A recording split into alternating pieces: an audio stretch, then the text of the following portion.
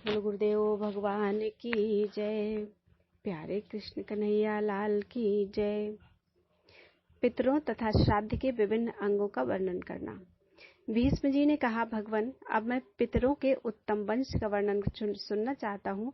पुलस्त्य जी बोले, राजन बड़े हर्ष की बात है, मैं तुम्हें आरंभ से ही पितरों के वंश का वर्णन सुनाता हूँ, सुनो। स्वर्ग में पितरों के 7 गण हैं, उनमें 3 तो मूर्ति रहित हैं और 4 मूर्तिमान।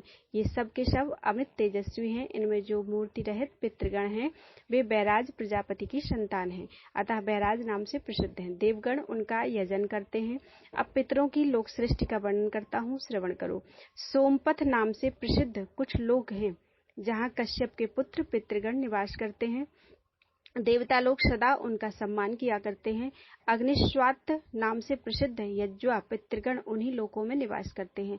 स्वर्ग में विभ्राज नाम के जो दूसरे तेजस्वी लोक हैं उनमें बरहिसद संज्ञक पितृगण निवास करते हैं। वहां मोरों से जुते हुए हजारों विमान हैं तथा संकल्पमय वृक्ष भी हैं जो संकल्प के अनुसार फल प्रदान करने वाले हैं। जो लोग इस लोक में अपने पितरों के लिए श्राद्ध करते हैं वे उन विभ्राज नाम के लोकों में जाकर समृद्धशाली भवनों में आनंद भोगते हैं तथा वहां मेरे सैकड़ों पुत्र विद्यमान रहते हैं जो तपस्या और योग बल से संपन्न महात्मा, महान सौभाग्यशाली और भक्तों को अभयदान देने वाले हैं। मार्तंड मंडल नामक लोक में मरीचि गर्भ नाम के पितृगण निवास करते हैं। वे अंगिरा मुनि के पुत्र हैं और लोक में हविष्मान नाम से विख्यात हैं। वे राजाओं के पितर हैं और स्वर्ग तथा मोक्ष रूप फल प्रदान करने वाले हैं। तीर्थों में श्राद्ध करने वाले श्रेष्ठ क्षत्रिय उन्हीं के लोक को जाते हैं। कामदुध नाम से प्रसिद्ध जो लोक हैं वे इस इच्छानुसार भोग की प्राप्ति कराने वाले हैं। उनमें सुसबध नाम के पितर निवास करते हैं। लोक में वे आज्यप नाम से विख्यात हैं और प्रजापति करदम के पुत्र हैं। पुलह के बड़े भाई से उत्पन्न वैश्यगण उन पितरों की पूजा करते हैं। श्राद्ध करने वाले पुरुष उस लोक में पहुंचने पर एक ही साथ हजारों जन्मों के परिचित माता, भाई, पिता, सास, मित्र, संबंधी तथा बंधुओं का दर्शन करते हैं। इस प्रकार पितरों के 3 गण बताए गए हैं। अब चौथे गण का वर्णन करता हूँ। ब्रह्मलोक के ऊपर सुमानस नाम के लोक स्थित हैं जहाँ सोमप नाम से प्रसिद्ध सनातन पितरों का निवास है। वे सब के सब धर्ममय स्वरूप धारण करने वाले तथा ब्रह्मा जी से भी श्रेष्ठ हैं। स्वधा से उनकी उत्पत्ति हुई है, वे योगी हैं, अतः ब्रह्म भाव को प्राप्त होकर सृष्टि आदि करके इन सब इस समय मानसरोवर में स्थित हैं। इन पितरों की कन्या नर्मदा नाम की नदी है जो अपने जल से समस्त प्राणियों को पवित्र करती हुई पश्चिम समुद्र में जा मिलती है। उन सोमप नाम वाले पितरों से ही संपूर्ण प्रजा सृष्टि का विस्तार हुआ है। ऐसा जानकर मनुष्य सदा धर्म भाव से उनका श्राद्ध करते हैं। उन्हीं के प्रसाद से योग का विस्तार होता है। आदि सृष्टि के समय इस प्रकार पितरों का श्राद्ध प्रचलित हुआ। श्राद्ध में उन सब के लिए चांदी के पात्र अथवा चांदी से युक्त पात्र का उपयोग होना चाहिए। स्वधा शब्द के उच्चारण पूर्वक पितरों के उद्देश्य से किया हुआ श्राद्ध दान पितरों को सर्वदा संतुष्ट करता है। विद्वान पुरुषों को चाहिए कि वे अग्निहोत्री एवं सोमपाई ब्राह्मणों के द्वारा अग्नि में हवन कराकर पितरों को तृप्त करें। अग्नि के अभाव में ब्राह्मण के हाथ में अथवा जल में या शिवजी के स्थान के समीप पितरों के निमित्त दान करें। ये ही पितरों के लिए निर्मल स्थान है। पितृकार्य में दक्षिण दिशा उत्तम मानी गई है। यज्ञोपवीत को अपशव्य अर्थात दाहिने कंधे पर करके किया हुआ तर्पण, तिलदान तथा स्वधा के उच्चारण पूर्वक किया हुआ श्राद्ध ये सदा पितरों को तृप्त करते हैं। कुश, उड़द, साठी धान का चावल, गाय का दूध, मधु, गाय का घी, सांवा, अगहनी का चावल, जौ, तीना का चावल, मूंग, गन्ना और सफेद फूल ये सब वस्तुएं पितरों को सदा प्रिय हैं। अब ऐसे पदार्थ बताता हूँ जो श्राद्ध में सर्वदा वर्जित हैं। मसूर, शन, मटर, राजमाश, कुल्थी, कमल, बिल्व, मदार, धतूरा, पारिभद्राट, रूशक, भेड़ बकरी का दूध, कोदो, दारबरट, कैथ, महुआ और अलसी ये सब निषिद्ध हैं। अपनी उन्नति चाहने वाले पुरुष को श्राद्ध में इन वस्तुओं का उपयोग कभी नहीं करना चाहिए। जो भक्तिभाव से पितरों को प्रसन्न करता है उसे पितर भी संतुष्ट करते हैं। वे पुष्टि, आरोग्य, संतान एवं स्वर्ग प्रदान करते हैं। पितृकार्य देवकार्य से भी बढ़कर है, अतः देवताओं को तृप्त करने से पहले पितरों को ही संतुष्ट करना श्रेष्ठ माना गया है। कारण पितृगण शीघ्र ही प्रसन्न हो जाते हैं, सदा प्रिय वचन बोलते हैं, भक्तों पर प्रेम रखते हैं और उन्हें सुख देते हैं। पितर पर्वों के देवता हैं, अर्थात प्रत्येक पर्व पर पितरों का पूजन करना उचित है। हविष्मान संज्ञक पितरों के अधिपति सूर्यदेव ही श्राद्ध के देवता माने गए हैं। भीष्म जी ने कहा, ब्रह्मवेत्ताओं में श्रेष्ठ पुलस्त जी, आपके मुंह से यह सारा विषय सुनकर मेरी इसमें बड़ी भक्ति हो गई है। अतः अब मुझे श्राद्ध का समय, उसकी विधि तथा श्राद्ध का स्वरूप बतलाइए। श्राद्ध में कैसे ब्राह्मणों को भोजन कराना चाहिए तथा किनको छोड़ना चाहिए? श्राद्ध में दिया हुआ अन्न पितरों के पास कैसे पहुंचता है? किस विधि से श्राद्ध करना उचित है और वह किस तरह उन पितरों को तृप्त करता है? पुलस्त जी बोले, राजन, अन्न और जल से अथवा दूध एवं फल मूल आदि से पितरों को संतुष्ट करते हुए प्रतिदिन श्राद्ध करना चाहिए। श्राद्ध 3 प्रकार का होता है, नित्य, नैमित्तिक और काम्य। पहले नित्य श्राद्ध का वर्णन करता हूँ। उसमें अर्घ्य और आवाहन की क्रिया नहीं होती, उसे अदैव समझना चाहिए। उसमें विश्व देवों का भाग नहीं दिया जाता। पर्व के दिन जो श्राद्ध किया जाता है उसे पार्वण कहते हैं। पार्वण श्राद्ध में जो ब्राह्मण निमंत्रित करने योग्य हैं उनका वर्णन करता हूँ, श्रवण करो। जो पंचाग्नि का सेवन करने वाला, स्नातक, त्रिशोपर्ण, वेद के व्याकरण आदि 6 अंगों का ज्ञाता, श्रोत्रिय, श्रोत्रिय का पुत्र, वेद के विधि वाक्यों का विशेषज्ञ, सर्वज्ञ, वेद का स्वाध्यायी, मंत्र जपने वाला, ज्ञानवान, त्रिणाचिकेत, त्रिमधु, अन्य शास्त्रों में भी परिनिष्ठित, पुराणों का विद्वान, स्वाध्यायशील, ब्राह्मण भक्त, पिता की सेवा करने वाला, सूर्य देवता का भक्त, वैष्णव ब्रह्मवेत्ता, योग शास्त्र का ज्ञाता, शांत, आत्मज्ञ, अत्यंत शीलवान तथा शिवभक्ति परायण हो, ऐसा ब्राह्मण श्राद्ध में निमंत्रण पाने का अधिकारी है। ऐसे ब्राह्मण को यत्न पूर्वक श्राद्ध में भोजन कराना चाहिए। अब जो लोग श्राद्ध में वर्जनीय हैं उनका वर्णन सुनो। पतित का पुत्र, नपुंसक, चुगलखोर और अत्यंत रोगी, ये सब श्राद्ध के समय धर्मज्ञ पुरुषों द्वारा त्याग देने योग्य हैं। श्राद्ध के पहले दिन अथवा श्राद्ध के ही दिन विनयशील ब्राह्मणों को निमंत्रित करें।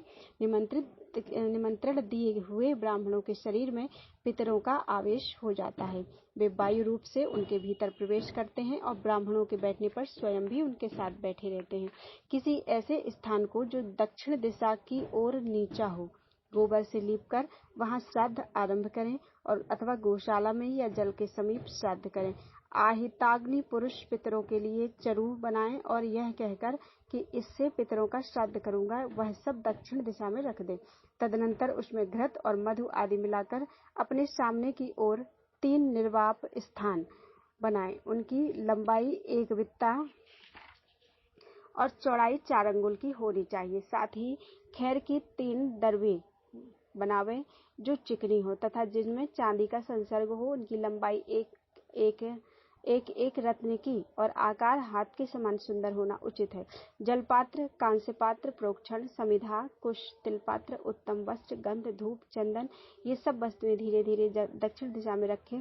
उस समय जनेऊ दाहिने कंधे पर होना चाहिए। इस प्रकार सब सामान एकत्रित करके घर के पूर्व गोबर से लिपी हुई पृथ्वी पर गोमूत्र से मंडल बनावें और अक्षत तथा फूल सहित जल लेकर तथा जनेऊ को क्रमशः बाएं एवं दाहिने कंधे पर छोड़कर ब्राह्मणों के पैर धोएं तथा बारंबार उन्हें प्रणाम करें। तदनंतर विधि पूर्वक आचमन कराकर उन्हें बिछाए हुए दर्भयुक्त आसनों पर बिठावें और उनसे मंत्रोच्चारण करावें। सामर्थ्यशाली पुरुष भी दैव कार्य में 2 और पितृ कार्य में 3 ब्राह्मणों को ही भोजन कराएं अथवा दोनों श्राद्धों में एक ब्राह्मण को ही जिमाएं। विद्वान पुरुष को श्राद्ध में अधिक विस्तार नहीं करना चाहिए। पहले विश्वदेव संबंधी और फिर पितृ संबंधी विद्वान ब्राह्मणों की अर्घ्य आदि से विधिवत पूजा करें तथा उनकी आज्ञा लेकर अग्नि में यथाविधि हवन करें।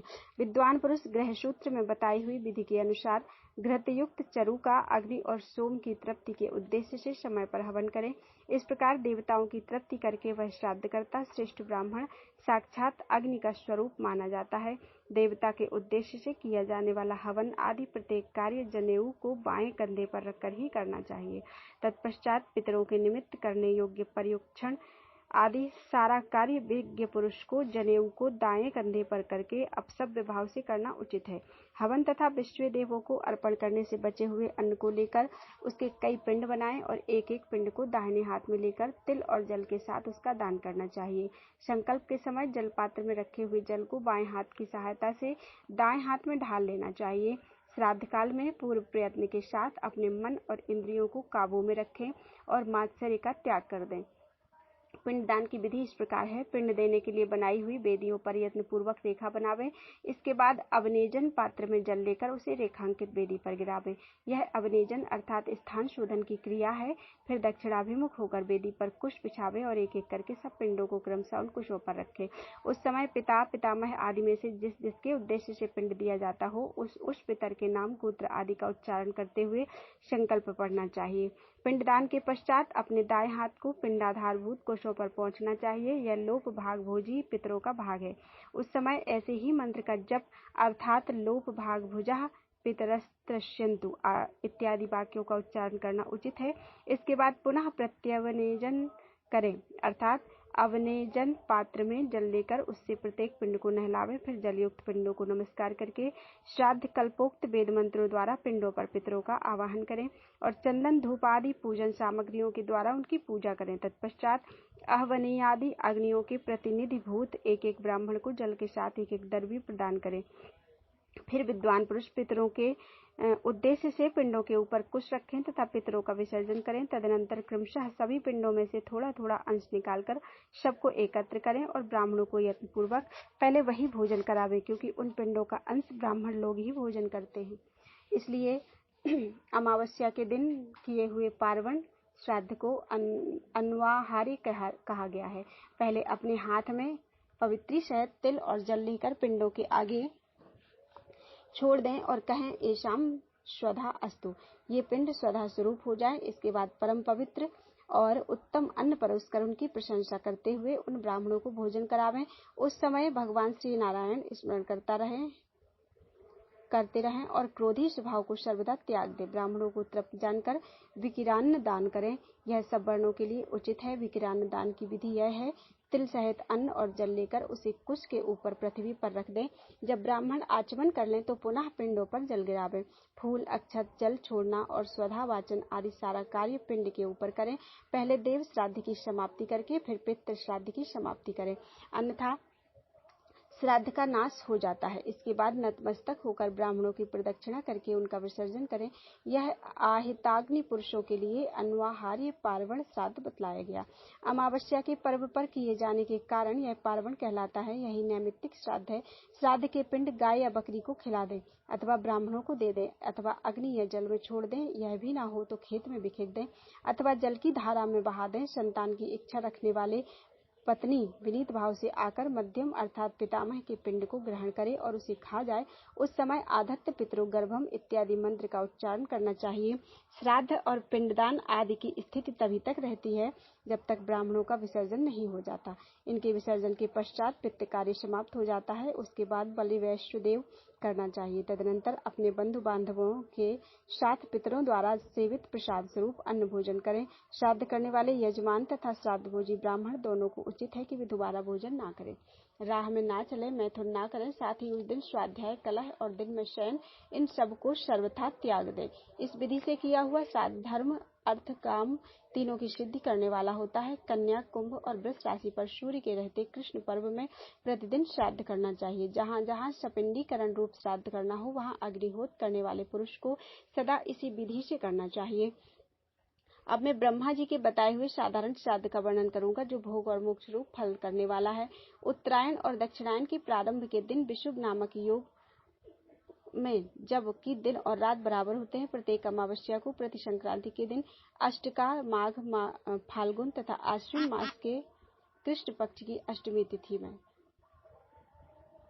पौष, माघ, फागुन तथा आश्विन मास के कृष्ण पक्ष की अष्टमी तिथि में पूर्णिमा को आद्रा, मघा और रोहिणी इन नक्षत्रों में श्राद्ध के योग्य उत्तम पदार्थ और सुपात्र ब्राह्मण के प्राप्त होने पर व्यतिपात, विष्टि और वैधृति योग के दिन वैशाख की तृतीया को, कार्तिक की नवमी को, माघ की पूर्णिमा को तथा भाद्रपद की त्रयोदशी को तिथि को भी श्राद्ध का अनुष्ठान करना चाहिए।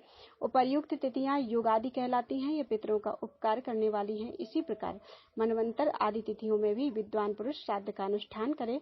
आश्विन शुक्ला नवमी, कार्तिक शुक्ला द्वादशी, चैत्र तथा भाद्रपद की शुक्ला तृतीया, फाल्गुन की अमावस्या, पौष की शुक्ला एकादशी, आषाढ़ शुक्ला दशमी, माघ शुक्ला सप्तमी, श्रावण कृष्णा अष्टमी, आषाढ़ कार्तिक फाल्गुन और ज्येष्ठ की पूर्णिमा इन तिथियों को मनवंतरादि कहते हैं। ये दिए हुए दान को अक्षय कर देने वाली हैं।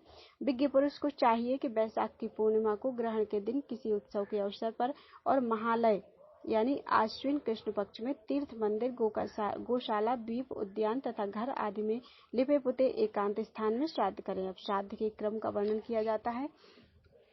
पहले विश्वदेव के लिए आसन देकर जौ और पुष्पों से उनकी पूजा करें। विश्वदेवों के 2 आसन होते हैं, एक पर पिता, पितामह आदि संबंधी विश्वदेवों का आवाहन होता है और दूसरे पर माता, मातामह आदि संबंधी विश्वदेवों का। उनके लिए 2 अर्घ्य पात्र जौ और जल आदि से भरे हुए दें और उन्हें कुश की पवित्री पर रखें। सनम देवीर्भिष्ट इत्यादि मंत्र से जल तथा यवोशी इत्यादि के द्वारा जौ के दानों को उन पात्रों में छोड़ देना चाहिए। फिर गंध पुष्प आदि से पूजा करके वहां विश्व देवों को स्थापना करें और विश्व देवास इत्यादि 2 मंत्रों से विश्व देवों का आवाहन करके उनके ऊपर जौ छोड़े। जौ छोड़ते समय इस प्रकार कहें, जौ तुम सब अन्नों के राजा हो, तुम्हारे देवता वरुण है, वरुण से ही तुम्हारी उत्पत्ति हुई है। ओम हरे। तुम्हारे अंदर मधु का मेल है, तुम संपूर्ण पापों को दूर करने वाले पवित्र एवं मुनियों द्वारा प्रशंसित अन्न हो। फिर अर्घ पात्र को चंदन और फूलों से सजाकर या दिव्या आपा इस मंत्र को पढ़ते हुए विश्व देवों को अर्घ दें।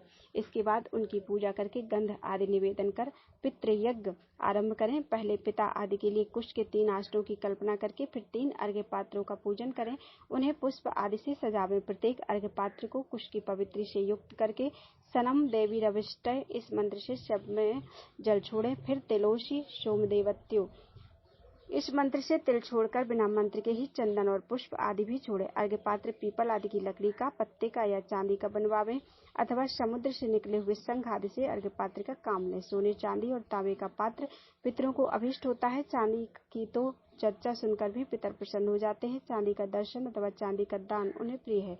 यदि चांदी के बने हुए अथवा चांदी से युक्त पात्र में भी जल रखकर पितरों को श्रद्धा पूर्वक दिया जाए तो वह अक्षय हो जाता है। इसलिए पितरों के पिंडों पर अर्घ्य चढ़ाने के लिए चांदी का ही पात्र उत्तम माना गया है।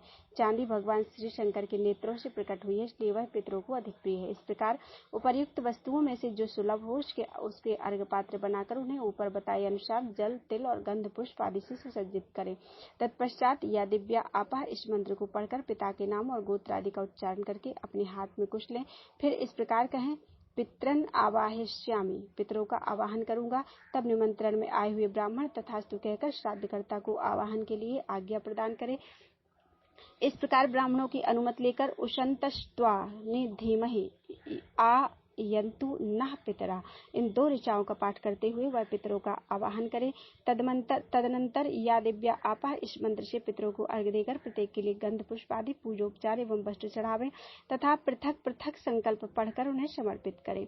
पहले अनुलोम क्रम से अर्थात पिता के उद्देश्य से दिए हुए अर्घ्य पात्र का जल पितामह के अर्घ्य पात्र में डालें। फिर पितामह के अर्घ्य पात्र का सारा जल प्रपितामह के अर्घ्य पात्र में डालें। फिर विलोक क्रम से अर्थात प्रपितामह के अर्घ्य पात्र को पितामह के अर्घ्य पात्र में रखें और उन दोनों पात्रों को उठाकर पिता के अर्घ्य पात्र में रखें। इस प्रकार तीनों अर्घ्य पात्रों को एक दूसरे के ऊपर करके पिता के आसन के उत्तर भाग में पितृभ्य स्थानमसि ऐसा कहकर उन्हें ढुलका दें, उलट कर रख दें। ऐसा करके अन्न परोसने का कार्य करें। परोसने के समय भी पहले अग्नि कार्य करना चाहिए, अर्थात थोड़ा सा अन्न निकालकर अग्नये कव्य बाहनाय स्वाहा और सोमाय पितृमते स्वाहा इन 2 मंत्रों से अग्नि और सोम देवता के लिए अग्नि में 2 बार आहुति डालें। इसके बाद दोनों हाथों से अन्न निकालकर परोसे। परोसते समय उशंतस्त्वा निधीमहि इत्यादि मंत्र का उच्चारण करता रहे। उत्तम गुणकारी शाक आदि तथा नाना प्रकार के भक्ष्य पदार्थों के साथ दही, दूध, गऊ का घृत और शक्कर आदि से युक्त अन्न पितरों के लिए तृप्तिकारक होता है। मधु मिलाकर तैयार किया हुआ कोई भी पदार्थ तथा गाय का दूध और घी मिलाई हुई खीर आदि पितरों को दी जाए तो वह अक्षय होती है। ऐसा आदि देवता पितरों ने स्वयं अपने ही मुख से कहा है। इस प्रकार अन्न परोसकर पितृ संबंधी ऋचाओं का पाठ सुनावे। इसके सिवा सभी तरह के पुराण, ब्रह्मा, विष्णु, सूर्य और रुद्र संबंधी भांति भांति के स्तोत्र, इंद्र, रुद्र और सोम देवता के सूक्त, पावमानी ऋचाएं, बृहद्रथंतर, ज्येष्ठ सामका, गौरव गान, शांतिकाध्याय, मधु ब्राह्मण, मंडल ब्राह्मण तथा और भी जो कुछ ब्राह्मणों को तथा अपने को प्रिय लगे वह सब सुनाना चाहिए। महाभारत का भी पाठ करना चाहिए क्योंकि वह पितरों को अत्यंत प्रिय है। ब्राह्मणों के भोजन कर लेने पर जो अन्न और जल आदि शेष रहे उसे उनके आगे जमीन पर बिखेर दें। यह सब उन जीवों का भाग है जो संस्कार आदि से हीन होने के कारण अधम गति को प्राप्त हुए हैं। ब्राह्मणों को तृप्त जानकर उन्हें हाथ मुंह धोने के लिए जल प्रदान करें। इसके बाद गाय के गोबर और गोमूत्र से लिपी हुई भूमि पर दक्षिणाग्र कुश बिछाकर उनके ऊपर यत्न पूर्वक पितृयज्ञ की भांति विधिवत पिंडदान करें। पिंडदान के पहले पितरों के नाम गोत्र का स्मरण करके उच्चारण करके उन्हें अवनेजन के लिए जल देना चाहिए। फिर पिंड देने के बाद पिंडों पर प्रत्यवनेजन का जल गिराकर उन पर पुष्प आदि चढ़ाना चाहिए। साव्याप शब्द का विचार करके प्रत्येक कार्य का संपादन करना उचित है। पिता के श्राद्ध की भांति माता का श्राद्ध भी हाथ में कुछ लेकर विधिवत संपन्न करें। दीप जलावें, पुष्प आदि से पूजा करें। ब्राह्मणों के आचमन कर लेने पर स्वयं भी आचमन करके एक एक बार सबको जल दें। फिर फूल और अक्षत देकर तिल सहित अक्षयोदक दान करें। फिर नाम और गोत्र का उच्चारण करते हुए शक्ति अनुसार दक्षिणा दें। गौ, भूमि, सोना, वस्त्र और अच्छे अच्छे बिछौने दें। कृपणता छोड़कर पितरों की प्रसन्नता का संपादन करते हुए जो वस्तु ब्राह्मणों को, अपने को तथा पिता को भी प्रिय हो वही वही वस्तु दान करें। तत्पश्चात स्वधा वाचन करके विश्व देवों को जल अर्पण करें। ब्राह्मणों का आशीर्वाद लें और विद्वान पुरुष पूर्वाभिमुख होकर कहे, अघोराः पितरः सन्तु। यजमान के ऐसा कहने पर ब्राह्मण लोग तथा संतु ऐसा कहकर अनुमोदन करें। फिर श्राद्धकर्ता कहे, गोत्रम नो वर्धताम। यह सुनकर ब्राह्मणों को तथास्तु इस प्रकार उत्तर देना चाहिए। फिर यजमान कहें, दातारो में भी वर्धनताम, वेदाः संततिरेवच, एताः सत्या आशीषः सन्तु। यह सुनकर ब्राह्मण कहें, संतु सत्या आशीषः। इसके बाद भक्तिपूर्वक पिंडों को उठाकर सूंघें और स्वस्ति वाचन करें। फिर भाई बंधु और स्त्री पुत्र के साथ प्रदक्षिणा करके 8 पग चले। तदनंतर लौटकर प्रणाम करें। इस प्रकार श्राद्ध की विधि पूरी करके मंत्रवेत्ता पुरुष अग्नि प्रज्वलित करने के पश्चात बलि वैश्वदेव तथा नैत्य की बलि अर्पण करें। तदनंतर भृत्य, पुत्र, बांधव तथा अतिथियों के साथ बैठकर वही अन्न भोजन करें जो पितरों को अर्पण किया गया हो। जिसका यज्ञोपवीत नहीं हुआ है ऐसे पुरुष को भी इस श्राद्ध को प्रत्येक पर्व पर कर सकता है। इसे साधारण श्राद्ध कहते हैं। यह संपूर्ण कामना को पूर्ण करने वाला है। राजन, स्त्री रहित या विदेश स्थित मनुष्य भी भक्तिपूर्ण हृदय से इस श्राद्ध का अनुष्ठान करने का अधिकारी है। यही नहीं, शूद्र भी इसी विधि से श्राद्ध कर सकता है। अंतर इतना ही है कि वह वेद मंत्रों का उच्चारण नहीं कर सकता। तीसरा अर्थात काम्य श्राद्ध अभ्युदायक है। इसे वृद्धि श्राद्ध भी कहते हैं। उत्सव और आनंद के अवसर पर संस्कार के समय यज्ञ में तथा विवाह आदि मांगलिक कार्यों में यह श्राद्ध किया जाता है। इसमें पहले माताओं की अर्थात माता पितामही और प्रपितामही की पूजा होती है। इनके बाद पितरों, पिता, पितामह और प्रपितामह का पूजन किया जाता है। अंत में मातामह आदि की पूजा होती है। अन्य श्राद्धों की भांति इसमें भी विश्व देवों की पूजा आवश्यक है। दक्षिणावर्तक के क्रम से पूजोपचार चढ़ाना चाहिए। आभ्युदयिक श्राद्ध में दही, अक्षत, फल और जल से ही पूर्वाभिमुख होकर पितरों को पिंडदान दिया जाता है।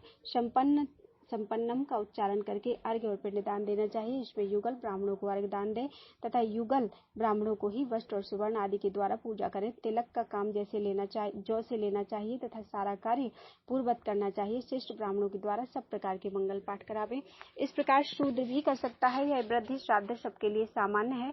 बुद्धिमान पित्रे नमः इत्यादि नमस्कार मंत्र के द्वारा ही दान आदि कार्य करे। भगवान का कथन है कि शूद्र के लिए दान ही प्रधान है, क्योंकि दान से उसकी समस्त कामनाएं पूर्ण हो जाती हैं। बोलो वृंदावन बिहारी लाल की जय।